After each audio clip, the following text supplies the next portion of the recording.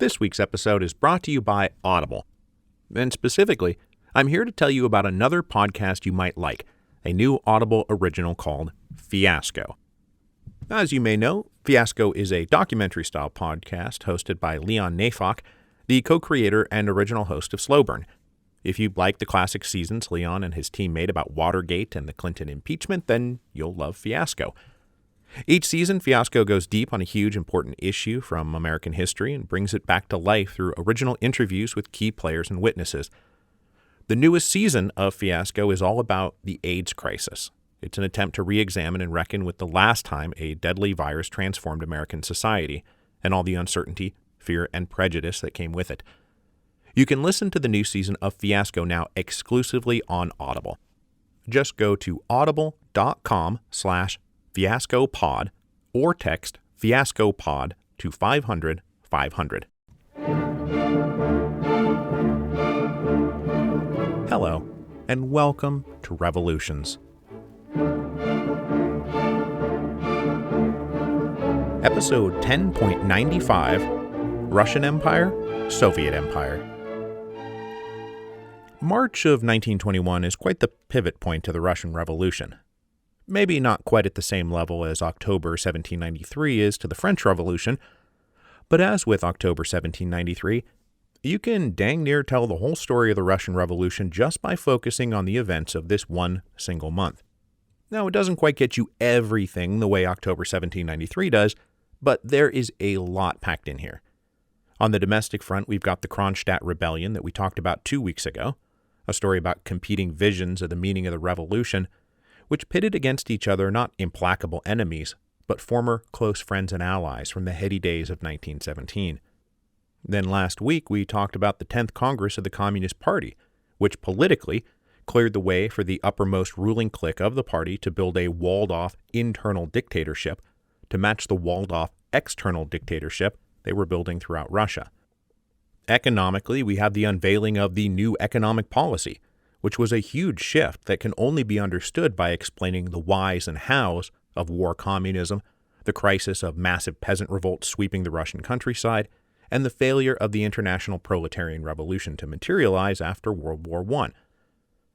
And all of that is just on the domestic side of the ledger. Today, we will turn to the international scene and find that just as March 1921 is an epicenter for really important internal affairs, it was also an epicenter for really important external affairs. On almost every front, Soviet Russia's place in the world solidifies here with a series of treaties and diplomatic agreements, with historical rivals like Poland and Turkey, ideological rivals like the arch-capitalist British, as well as new nominally independent entities that wind up serving as little more than puppet states controlled by Moscow. The 10th Party Congress also set the tone for a debate inside the Communist Party about how to deal with non-Russian nationalities in their sphere of orbit.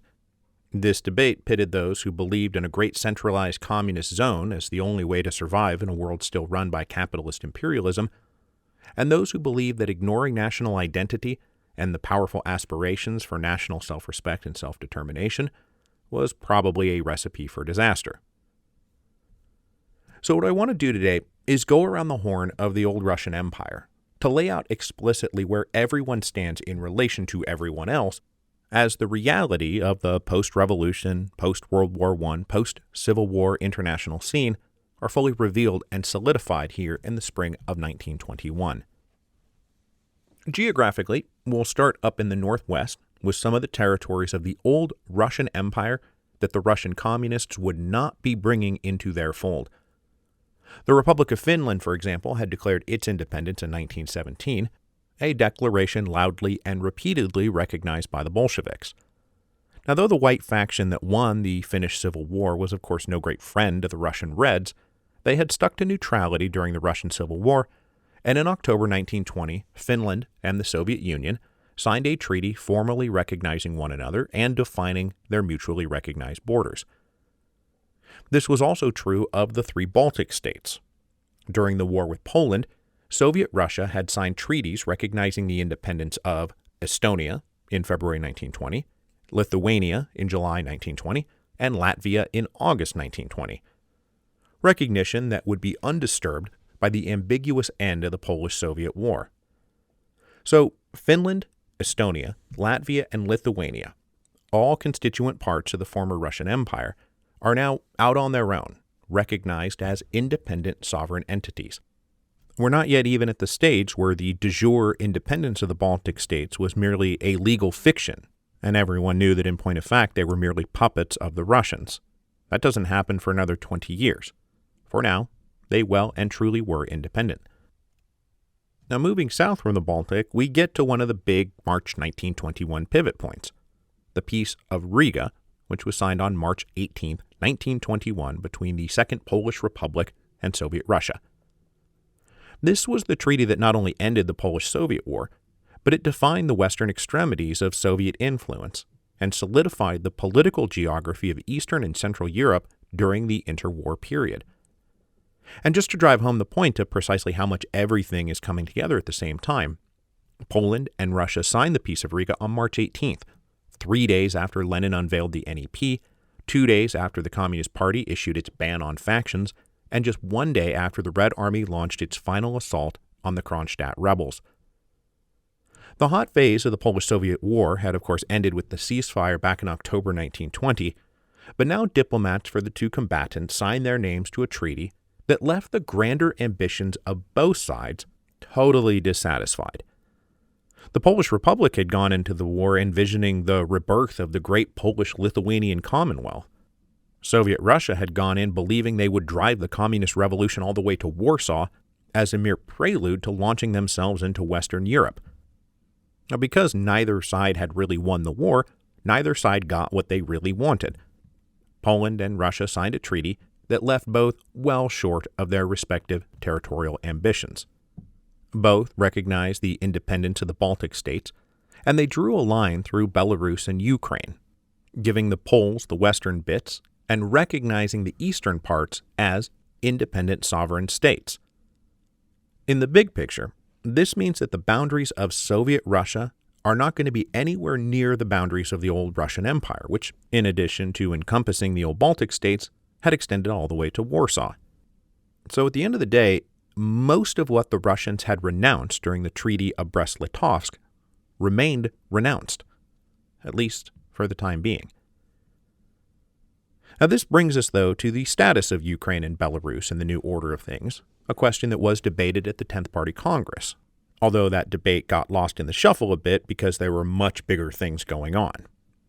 The leadership of the Communist Party had decided not to annex these territories directly, but instead to recognize them as independent national republics, specifically as Soviet Socialist Republics, or SSRs.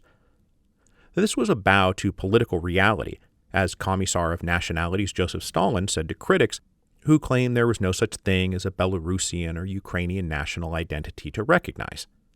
Stalin said, "Here I have a written note to the effect that we, communists, supposedly artificially forced a Belarusian nation. This is false because a Belarusian nation exists, which has its own language different from Russian, and that the culture of the Belarusian nation can be raised only in its own language. Such speeches were made 5 years ago about Ukraine, concerning the Ukrainian nation. Clearly, the Ukrainian nation exists, and the development of its culture is a duty of communists. One cannot go against history." Lenin, in particular, was very concerned about Russian chauvinism creeping into the Communist Party. Russian chauvinism that often presented in the language of doctrinaire left-wing ideology, but which in practice seemed little different from the attitudes of Tsarist colonial officials. Now, as with all things Lenin, his opinions were driven by strategic and tactical concerns. That is, how do we grow the influence of Soviet communism throughout the world? But, for example, he had been very critical of the communist officials who had failed to establish any kind of popular base in Ukraine during the Civil War period. The quote-unquote Ukrainian Communist Party had not been founded in Kiev but Moscow, and it was composed almost entirely of ethnic Russians.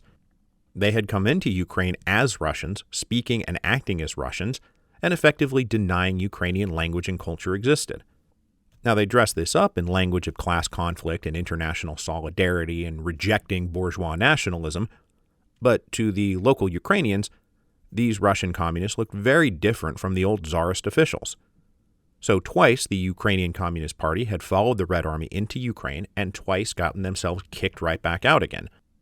The third time they came into Ukraine, after the Red Army rolled back Denikin for the last time by the end of 1919, Lenin issued explicit instructions to recruit ethnic Ukrainians, speak the Ukrainian language, foster and promote Ukrainian culture. Failure to do this would simply mean facing a war of national liberation led by formidable partisans like Nestor Makhno. Now, this policy may have been cynical and tactical, but it was practical, and this time the communists managed to stay. The same held true up in Belarus, and so, by March 1921, we have these recognized entities, the Belarusian SSR and the Ukrainian SSR. Clearly, they were allied with the communists in Moscow, but as a matter of legality, they were independent sovereign nations. Now, if we stay here with our Western-facing orientation, there is another critical event that drops here in the middle of March 1921, simultaneous with all the other critical events dropping in March 1921, because on March 16th, the two most apparently implacable ideological opponents that you could possibly think of, British capitalists and Russian communists, signed an economic trade agreement that turned out to be the first step towards normalized diplomatic relations between the two countries. As we saw when we were discussing the Russian Civil War, British Prime Minister David Lloyd George had soured on a policy of regime change in Russia by the fall of 1919. He cut off military and economic aid to the Russian whites, he pushed for withdrawing Allied troops from Russian soil, and lifting the naval blockades on Russian ports. Once it had become clear that the Russian Communist government was not on the brink of being overthrown, the British reassessed their policies and concluded that it was in their interest to normalize economic and political relations with them. Now, the Polish-Soviet War complicated Lloyd George's plans a little bit, but after the Russians lost the Battle of Warsaw and the threat of communism spreading into Western Europe evaporated, he returned to his policy of signing a trade deal with Russia. Months of negotiations over issues like Tsarist-era Russian debts to British creditors and ongoing communist propaganda in Western countries, the two sides finally found enough common ground that they could sign off on a deal in March 1921.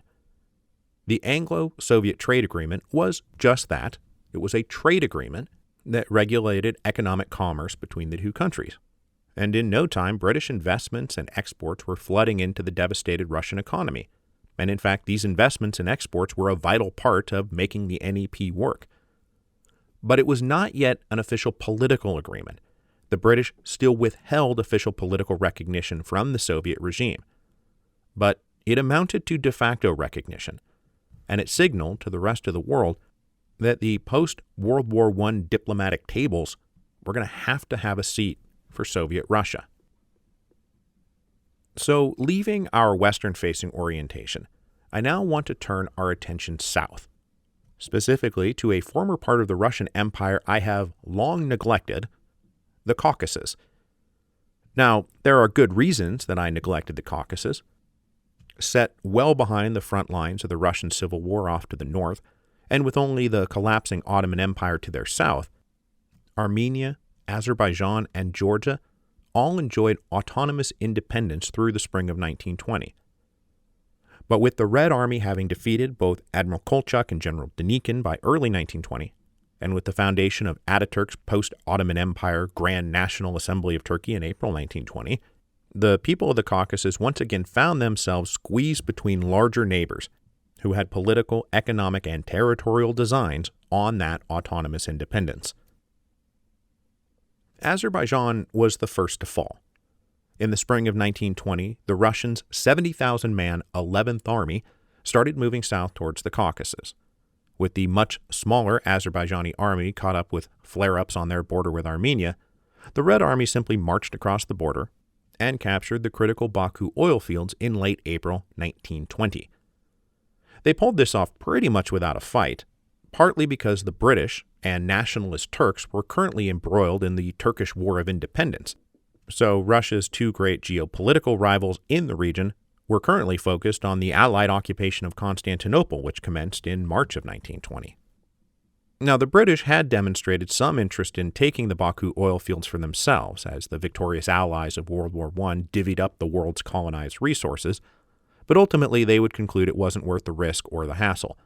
They obviously made no effort to stop the advancing Red Army, and they withdrew their last lingering forces from the area completely by July of 1920. The Turks, meanwhile, saw the Russians as potential allies in their anti-colonial war against the British, and hoped the Caucasus could serve as a conduit for supplies and guns coming down from Russia. So when the Red Army rolled into Azerbaijan, the local Turkish population rose up to support their invasion and occupation. As would happen with Belarus and Ukraine, Azerbaijan would soon be reconstituted as an SSR, the Azerbaijani Soviet Socialist Republic. The move south into Azerbaijan was followed quickly by the stalling out of the Russian advance west into Poland. Following the Battle of Warsaw, many high-ranking communists really started coming around on the idea that a frontal assault on Western Europe was impossible.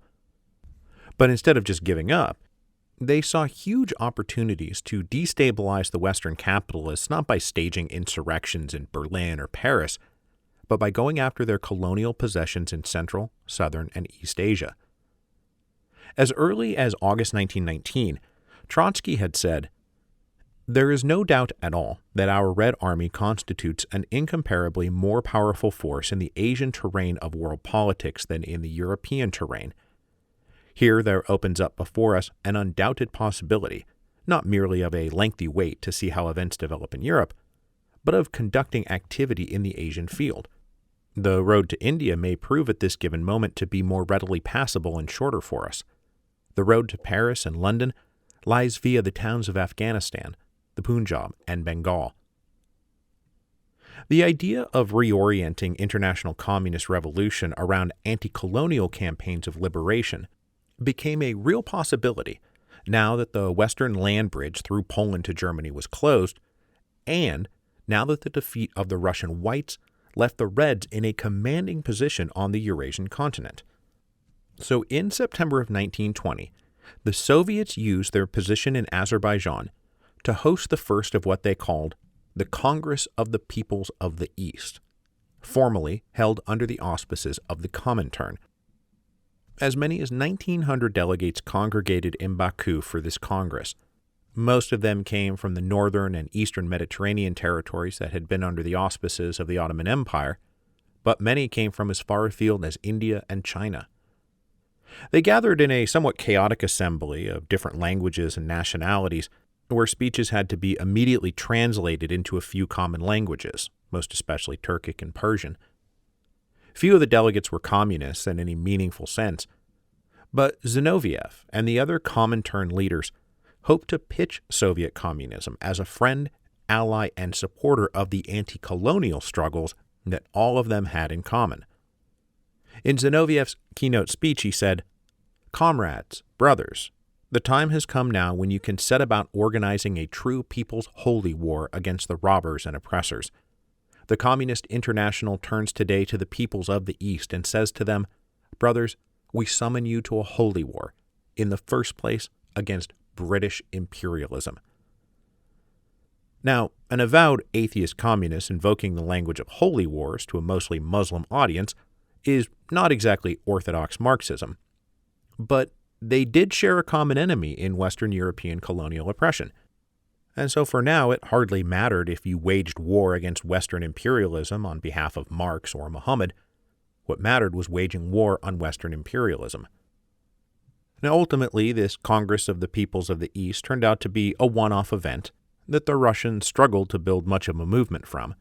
But it did set the tone for a more explicitly anti-colonial liberation Marxism that would spread throughout the colonized world in East Asia, India, Africa, the Caribbean, and South America. A brand of Marxism that would become more sharply pronounced as many local groups concluded that the Russians were as unable to quit their European colonial mentality as any of the Western capitalists. Now, shortly after the Congress, the Red Army made their next move in the Caucasus to ensure that that vital region stayed in the Russian orbit. Not really quitting the European colonial mentality, in November 1920, Stalin told Pravda, "The importance of the Caucasus for the revolution is determined not only by the fact that it is a source of raw materials, fuel, and food supplies, but also by its position between Europe and Asia, and in part between Russia and Turkey, as well as the presence of highly important economic and strategic roads. So, though the ideologies and justifications changed, the mentality didn't change very much at all. Now, the Soviets saw an opportunity as Armenia had become embroiled in a border war with Turkey that was founded on generations of mutual ethnic hatred, most grossly expressed by the Armenian Genocide, where between 1915 and 1917, the Turks brutally drove somewhere between 600,000 and 1.5 million Armenians to death. With the Armenians on the brink of defeat to the Turks, the Red Army marched over from Azerbaijan and issued a blunt ultimatum to the Armenian government in late November: surrender to us or surrender to the Turks.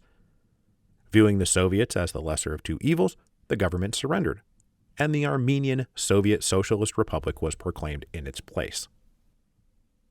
With Red Army-backed SSRs proclaimed in Azerbaijan and Armenia, this meant that Georgia, the last of the independent Caucasian states, was now surrounded. Now, Georgia was a harder nut to crack for the Russian communists because, if you'll remember from way back when we introduced young Stalin, Georgia was one of the only places where the Mensheviks had a real strong popular base of support. Georgia was not now, nor had it ever been, friendly to the Bolshevik Party. Shortly after the Red Army moved into Baku, Georgian communists had attempted a coup in Tbilisi, but it had been easily deflected by the Menshevik government. Moscow considered Georgia to be a resilient enough opponent that on May 7, 1920, they signed a treaty recognizing Georgia's sovereign independence. But it's very clear the Russian communists signed this treaty only as a delaying tactic to lull the Georgian Mensheviks into complacency. One of the few demands they put into the treaty was that the Mensheviks agree to not outlaw the Georgian Communist Party, that they would be allowed to freely organize, assemble, and publish. After the Mensheviks agreed, the Georgian Communist Party set about doing everything it could to overthrow the Menshevik government, and they were aided by the diplomatic corps sent by Moscow. Subversive activities were regularly concocted right inside the Russian embassy in Tbilisi. But Georgia was a tough nut to crack, and the local communist subversion wasn't really getting them anywhere. So by January 1921, local leaders convinced two key members of the Politburo, Stalin and Trotsky, that taking over Georgia was going to require external force. And in fact, local communists in the region actually sent Red Army units over the border into Georgia a few days before they received official permission to do so. They sent the Red Army units in there to stage a phony local uprising that would then call for Red Army assistance. So on February 14th, Lenin and the Politburo gave their final permission for the invasion that had kind of already started, and the Red Army proceeded to roll across the border into Georgia from the north and from the east. By the end of February, the Menshevik leaders evacuated Tbilisi and allowed the Red Army to occupy the capital city to avoid it being shelled. Once the capital was taken, a Georgian SSR was proclaimed, and it would now sit alongside the Armenian SSR and the Azerbaijani SSR. So that brings us back to our pivotal month of March 1921, when the communists completed their takeover of the Caucasus. The Menshevik government and their armed forces had retreated to Batum, a port on the Black Sea in the extreme southwest of the country.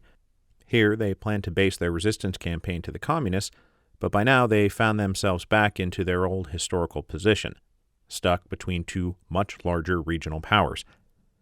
On March 16th, the Turks announced that they planned to annex Batum for themselves, and they sent up a garrison to occupy the city.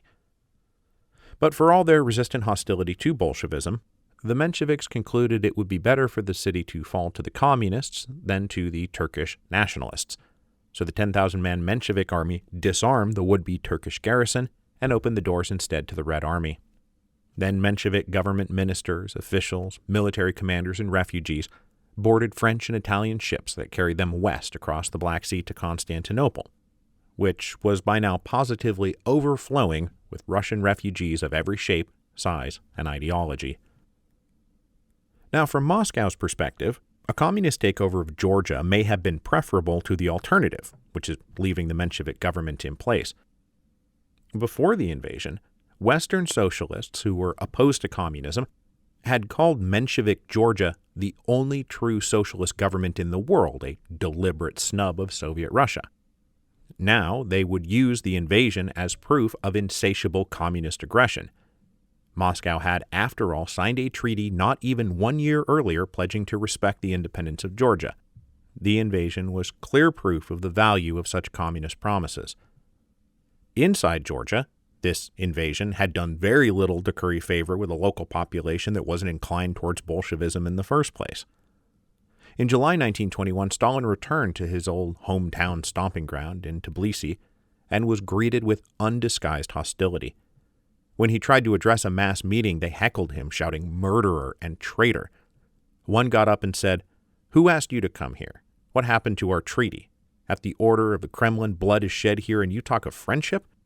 "So," he said, referring to Stalin by the name Stalin had used when he was down here in Georgia operating Bolshevik bank robberies. "You give us a good laugh."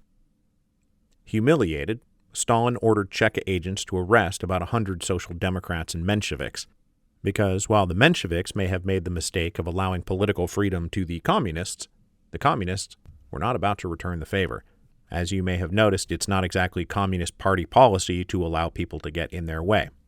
And with that in mind, they completely ignored local opinion and formed the three Caucasian republics into a single entity called the Federative Union of Socialist Soviet Republics of Transcaucasia, a union none of the three member groups were particularly happy about, but about which there was very little they could do. With the conversion of the Caucasian states into SSRs, and then their merger into this single thing that we call the Transcaucasian SFSR, means that we now have our four initial signatories of the Union of Soviet Socialist Republics in place. When the time comes in December 1922, Russia will sign a treaty of union with the ostensibly independent Belarusian SSR, Ukrainian SSR, and Transcaucasian SFSR. So where I want to end today is by answering the question, okay, we understand these other three units, but what do we mean when we talk about Russia now? What is the Russian component of the coming USSR? Because believe me, it was not then and is not now a simple thing. Now, when we speak of Russia or Soviet Russia, what we are talking about is a thing called the Russian Soviet Federated Socialist Republic, or RSFSR. But it's not simply a Russian SSR, because the Russian Soviet Federated Socialist Republic was itself technically a federal union of many different recognized subunits. At this point, fully 22% of the population of this thing we call the RSFSR was not ethnically or culturally Russian. As a matter of practical administration and sound politics, the communist leaders in Moscow were willing to recognize the autonomy of various minority nationality groups, even if they were not willing to grant them the kind of full independent status that they granted the Belarusians, Ukrainians, and Transcaucasians, which is to say the Georgians, Armenians, and Azerbaijani. As Moscow's reach extended beyond central Russia proper following Red Army victories in the Civil War, they created zones of ethnic autonomy, mostly as a means of inducing the local population to accept Moscow's ultimate authority and not rise up in revolt against them. Larger regions would be called autonomous socialist Soviet republics, with smaller carve-outs called autonomous oblasts. So, for example, some of the most important of these ethnic enclaves were the Muslim populations of the Ural steppes north of the Caspian Sea, specifically the Bashkir and Tatars. The Bashkir were awarded the Bashkir Autonomous Soviet Socialist Republic in 1919 as a reward for abandoning Admiral Kolchak at a key moment in the Russian Civil War, and the following year the Tatars were given the same status. They were granted the Tatar Autonomous Soviet Socialist Republic.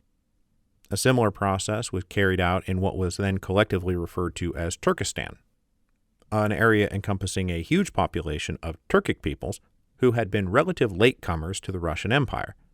For several years, they were organized into a single large Turkestan Autonomous Soviet Socialist Republic, a constituent part of the RSFSR, but whose single umbrella covered a multiplicity of nationalities. So the Turkestan Autonomous Soviet Socialist Republic would soon be divided into now recognizable states like Uzbekistan, Tajikistan, Kyrgyzstan, and Turkmenistan. By the early 1920s, some 30 of these autonomous ethnic subdivisions had been created. So at least on paper, the Russian Soviet Federated Socialist Republic was a union of all these autonomous zones and republics, with Russia proper simply being the largest subdivision, merely the first among equals, if you catch my drift. Because despite many lofty promises from Moscow about autonomy, that autonomy was severely curtailed. And for example, the boundary of the autonomous Tatar Republic was drawn specifically to exclude 75% of the Tatar population, but include a large population of Russians to make sure that autonomy from Moscow was never taken too seriously. So, coming back around now to March 1921, we get a real sense of where Soviet Russia sits in the world. They had by now signed formal treaties of mutual recognition with Poland, Lithuania, Latvia, Estonia, Finland, Ukraine, and Belarus, and the 3 Transcaucasian republics. And then in February 1921, they added a couple more: a pact with the government in Afghanistan, and a treaty of friendship with a short-lived revolutionary government in Iran. Then, on March 16, 1921, we get another big deal kind of in the history of diplomacy: a treaty of friendship between Russia and Turkey. A treaty of friendship between Russia and Turkey. This is something that is absolutely unprecedented, right? The Turks and Russians haven't been on the same side of anything except that one time Napoleon tried to take over Egypt. But now here they were, once again friends, at least on paper. Soviet Russia also now enjoys de facto recognition from Britain, de facto recognition that would pave the way for normalized relations with the other great powers. Germany would follow with formal diplomatic recognition in 1922, and then France and Britain would both come along with formal recognition in 1924. The United States would be the holdout here, doing that thing where we stubbornly close our eyes tight in the face of obvious reality. The United States will not formally recognize the existence of Soviet Russia until November 1933. The point, though, is that as we head beyond 1921, we can see that the most perilous days of revolution and civil war are receding into the rearview mirror.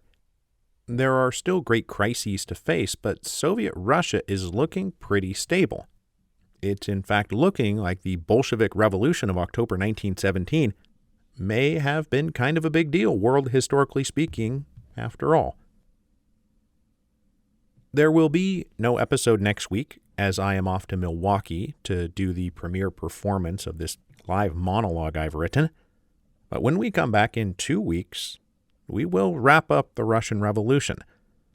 I gotta tell you, when we come back, we are entering the final set of episodes.